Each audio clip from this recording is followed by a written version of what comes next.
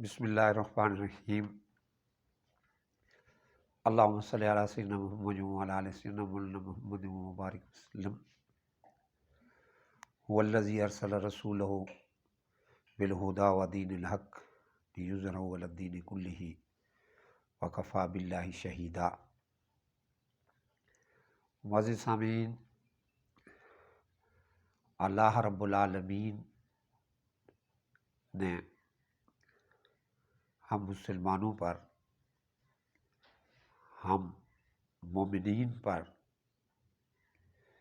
اپنے دین کو قائم کرنے کے لیے اور دین کے نظام کو پوری دنیا تک نافذ کرنے کے لیے ہم پر یہ ذمہ داری ڈالی ہوئی ہے، اور اس کا فرمان مبارک بھی یہی ہے کہ اس نے اپنے رسولوں کو ہدایت کے ساتھ اور دین حق کو پورے نظاموں کے اوپر اس کو قائم کرنے کے لیے انبیاء علیہ الصلوۃ والسلام کو بھیجا، اور پھر آقا دو عالم صلی اللہ علیہ وسلم نے اللہ کے اسے فرمان مبارک کی تصدیق کر دی کہ اللہ نے حق کو ثابت کر دیا، اور اللہ ہی وکفی باللہ شہیدا، اور اللہ ہی حق کو ثابت کرنے والا ہے۔ حضرت آدم علیہ السلام سے لے کر آقا دو عالم صلی اللہ علیہ وسلم تک انبیاء علیہ الصلوۃ والسلام کا ایک طویل ترین سلسلہ اللہ کے دین کی بات کرنے کے لیے اس دنیا کے اندر آئے، اور سردار الانبیاء آقا دو عالم صلی اللہ علیہ وسلم نے باقاعدہ طور پر اللہ کے دین کو جزیرۃ العرب میں نافذ کر کے ایک عملی نمونہ دکھایا، اور اللہ کا فرمان مبارکہ سچا ہو گیا کہ اللہ حق کو ثابت کرنے والا ہے۔ اب آقا دو عالم صلی اللہ علیہ وسلم کے بعد یہ ذمہ داری ہم پر قائم ہوتی ہے کہ ہم انفرادی طور پر اپنے آپ کو اللہ کے اس دین کی اقامت کے لیے، نفاذ اسلام کے لیے ہم اپنی کوشش کو جاری رکھیں۔ جہاں تک ہماری عبادات کا تعلق ہے، ہماری ایمانیات کا تعلق ہے، اس میں رکاوٹیں ہمیں کہیں نہیں نظر آئیں گی۔ ہم کفر کے ممالک میں بھی اپنی عبادات کو آزادی کے ساتھ کر سکتے ہیں، ہم کفر کے ممالک میں بھی اپنی ایمانیات کو اپنی انفرادی حد تک آزادی کے ساتھ کر سکتے ہیں۔ ہمیں کوئی نہیں روکتا کہ آپ لا الہ الا اللہ محمد رسول اللہ کا اقرار نہ کرو،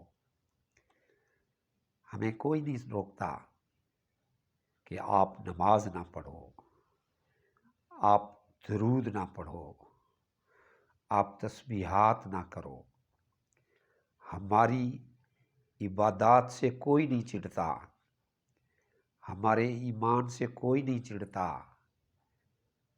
اگر بات آتی ہے تو وہ اقامت دین کی جب بات آتی ہے تو ہر جگہ ایک انتشار سی کیفیت طاری ہوتی ہے کیوں کہ کفر کے سسٹم پر ضرب لگتی ہے،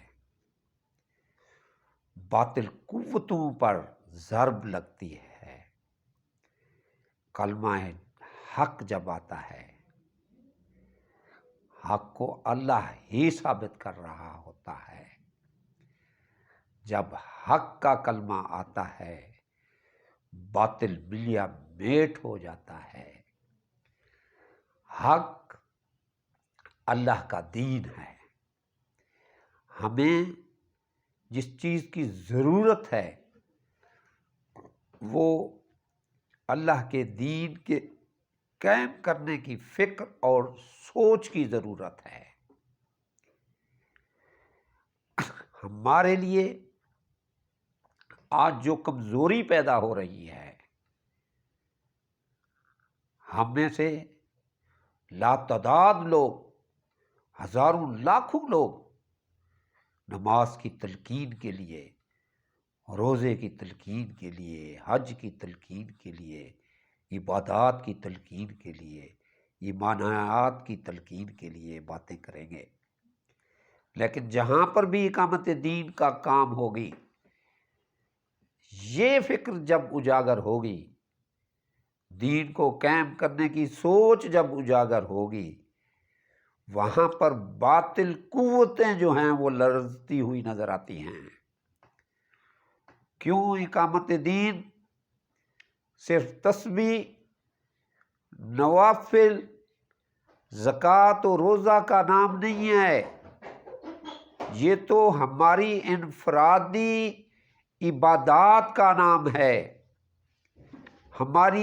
جس طرح یہ ہماری انفرادیات سے، انفرادی وجود سے اجتماعی وجود کی شکل اختیار کرتے ہیں کہ نماز ہماری انفرادی، لیکن اس کا استعمال اجتماعی کہ ہمیں مسجد میں جا کر نماز پڑھنی ہے۔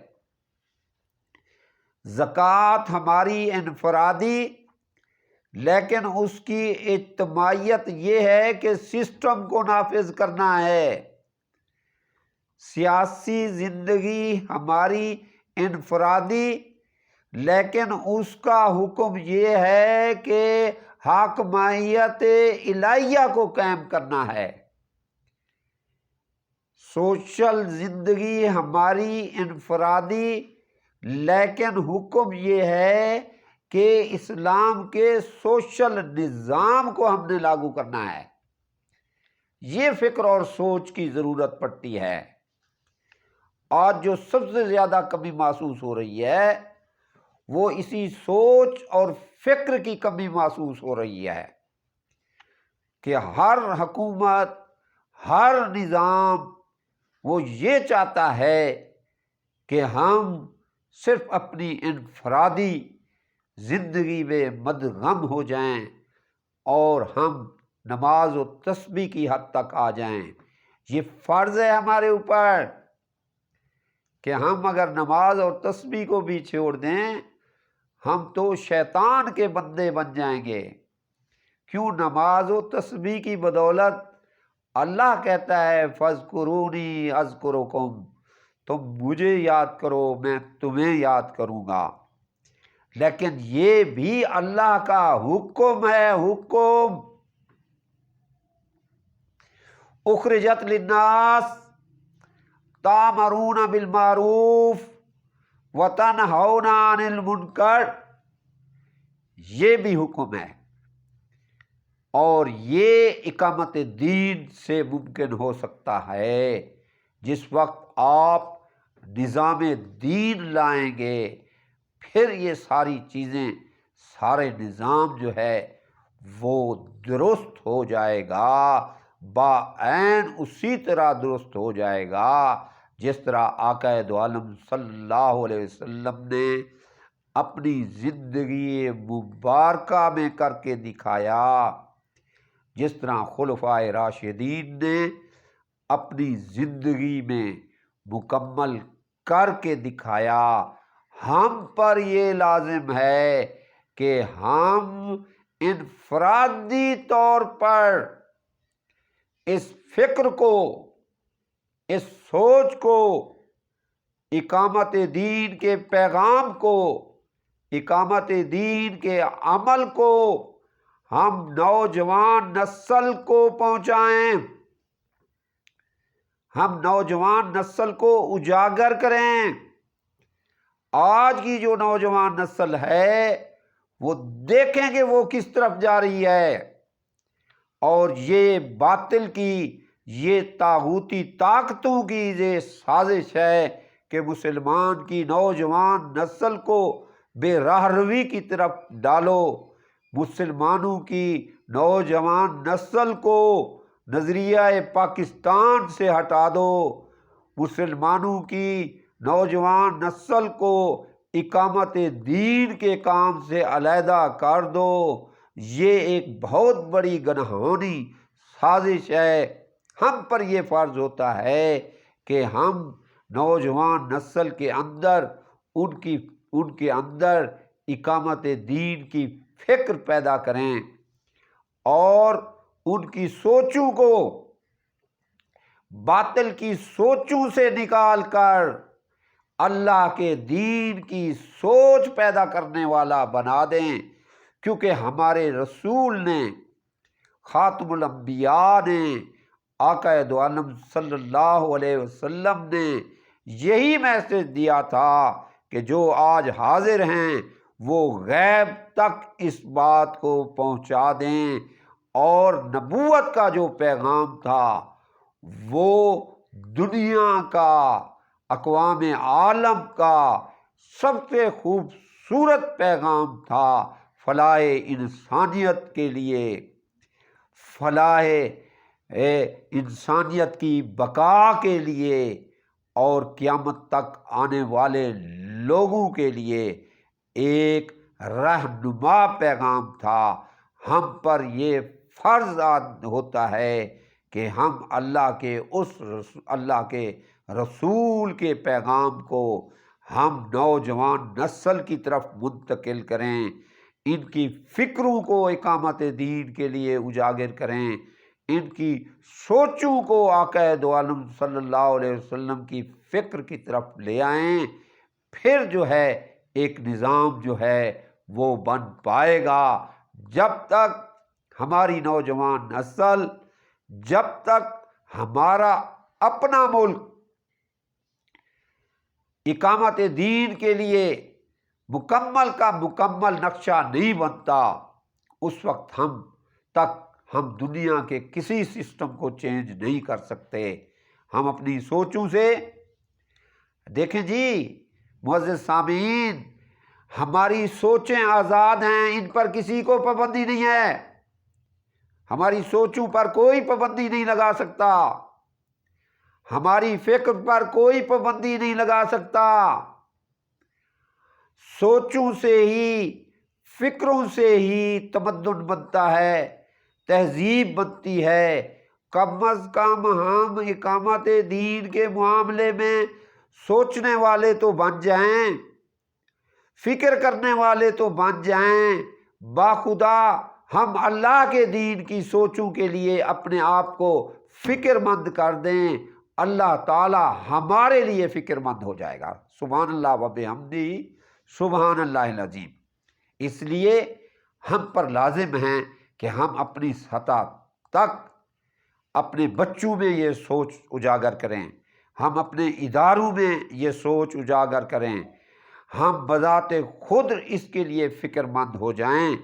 ہماری عبادات اپنی طرف، ہماری عبادات اپنے لیے، لیکن اقامت دین کا کام اللہ کے لیے ہے، اقامت دین کا کام اللہ کے رسول نے کیا۔